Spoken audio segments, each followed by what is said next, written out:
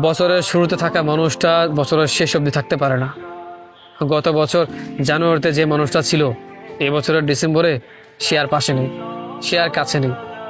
যে মানুষটা বছরের শুরুতে সারা জীবন সাথে থাকার কথা দিয়েছিল, বলেছিল সবাই ছেড়ে গেলেও আমি তোমাকে ছেড়ে চলে যাব না, আজকে বছর শেষ হতে না হতেই সেও ছেড়ে চলে গেল। মাঝে মাঝে ভাবি, জানুয়ারি মাস হয়তো জানেই না সারা বছর কেমন করে কাটবে, অথচ ডিসেম্বর জানে সারা বছর মাসটা কেমন করে কাটলো কিংবা বছরটা কেমন করে কাটলো।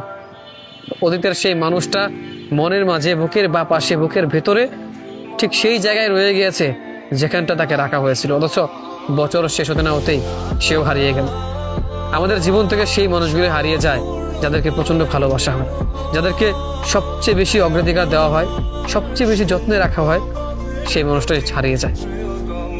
নিজেকে অতটা যত্ন নেওয়া হয় না যতটা যত্ন আমরা কোনো একটা মানুষকে নেওয়া হয়, কিংবা কোনো একজনের প্রতি, কোনো একজনকে ভালোবেসে নিজের সবটা ভালোবাসা তার প্রতি উৎসর্গ করা হয়, অথচ সেই মানুষ এটা বোঝেই না। অবশ্য মানুষ আসলে ভালো জিনিসের অগ্রাধিকার করতে জানে না।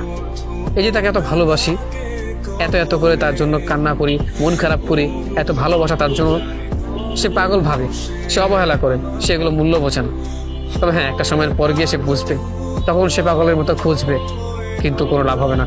মানুষ থাকতে মূল্য দিতে হয়, হারিয়ে গেলে তখন আর খোঁজে কোনো লাভ হয় না। গত বছর যে মানুষটা আমার সাথে ছিল, এই বছর সে পাশে নেই। অবশ্য এখানে সময়কে ধন্যবাদ দেওয়া প্রয়োজন, কারণ সময় আমাদেরকে দেখিয়ে দেয় মানুষ চাইলেও সারা জীবন একসাথে থাকতে পারে না। মানুষ মুখে মিষ্টি মধুর কথা দেয়, অথচ সেই কথা সে নিজেই রাখতে পারে না। যে মানুষটা আপনাকে কথা দিয়েছিল, সে আজকে তার দেওয়া কথা ভঙ্গ করে সব কিছু সম্পর্ক ছিন্ন করে সে আজকে চলে গেল বহুদূরে।